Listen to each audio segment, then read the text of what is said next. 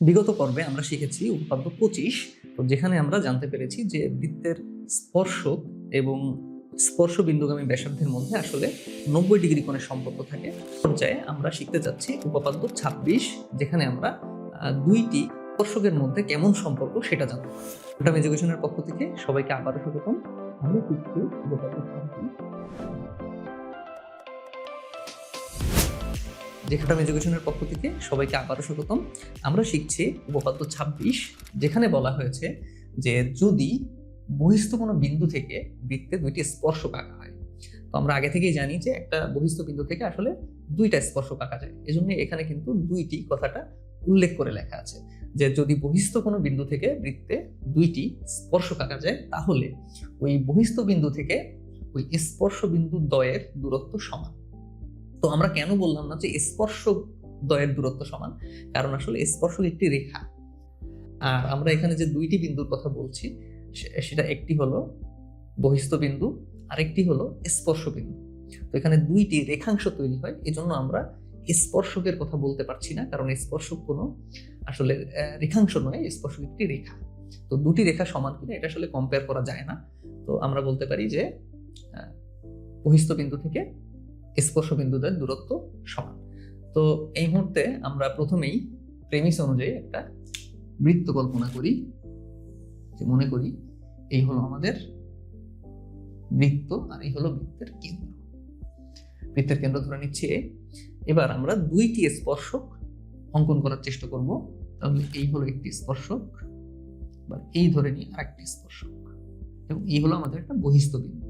আর এই বিন্দুটা একটা স্পর্শ বিন্দু, এইটা আরেকটা স্পর্শ বিন্দু। তো এখন যদি আমরা এই এ বিন্দু আর পি বিন্দু দুটির সাথে একটা রেখাংশ তৈরি করি, তাহলে সেটা হলো ইপি রেখাংশ। একইভাবে বি বিন্দু এবং পি বিন্দুর মধ্যে বিপি রেখাংশ। এখানে মনে রাখতে হবে যে এই এপি রেখাংশটাই কিন্তু এ এবং বি বিন্দুর মধ্যকার দূরত্ব, আবার বিপি রেখাংশ হলো বি এবং পির মধ্যকার দূরত্ব। তো আমরা যেটা বলছি যে বহিস্থ বিন্দু থেকে, মানে পি থেকে স্পর্শ বিন্দুদ্বয়ের দূরত্ব, অর্থাৎ এপি এবং বিপি। তো আমরা বলতে চাচ্ছি যে এপি এবং বিপি সমান, এটা আমরা প্রমাণ করতে চাচ্ছি। তো এখন আমরা একটা পরিকল্পনা করব, যেখানে আমরা একটা সামঞ্জস্যপূর্ণ থিওরি আনার চেষ্টা করব।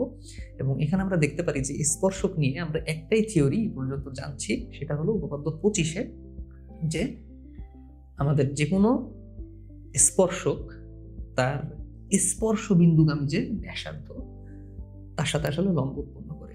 তো এই থিওরিটা যদি আমরা এখানে ইন্ট্রোডিউস করতে চাই, তার জন্য কিন্তু আমাদের স্পর্শ বিন্দুগামী ব্যাসার্ধের প্রয়োজন হবে।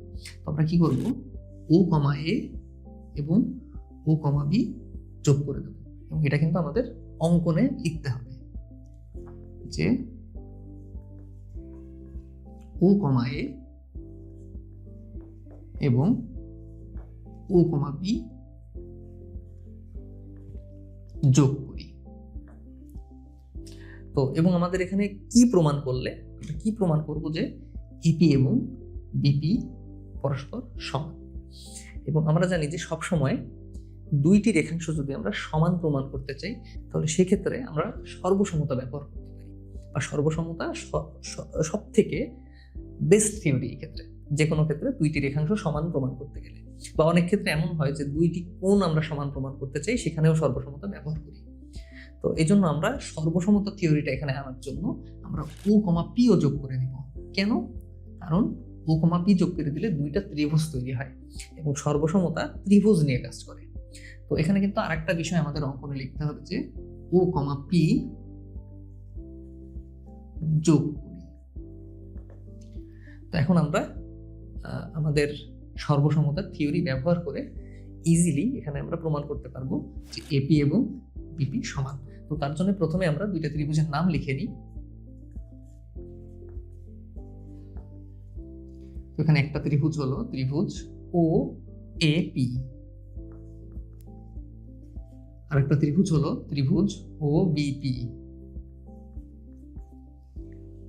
তো এখন এই দুইটা ত্রিভুজের মধ্যে যে কোনো তিনটা তথ্য আমাদের সমান দেখাতে হবে।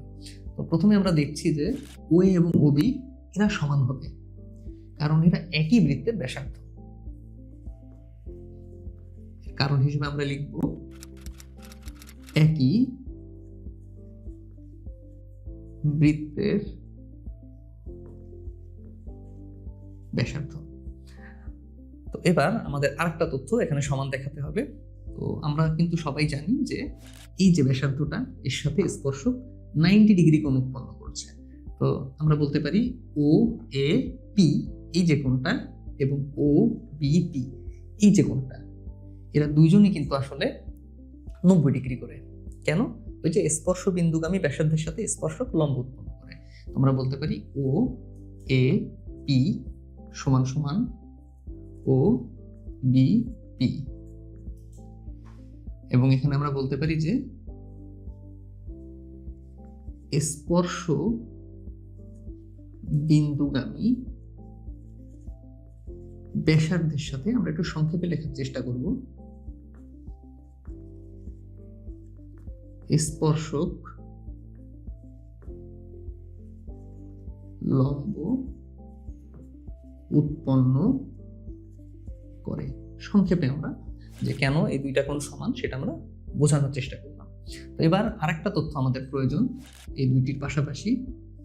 আরেকটা তথ্য খুবই সহজ, যে ওপি ওপি যে বাহুটা সেটা এই ত্রিভুজেও আছে আবার এই ত্রিভুজেও আছে।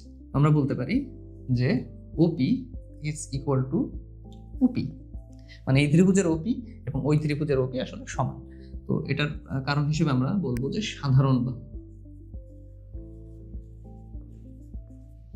তো হয়ে গেল আমাদের তিনটা তথ্য সমান।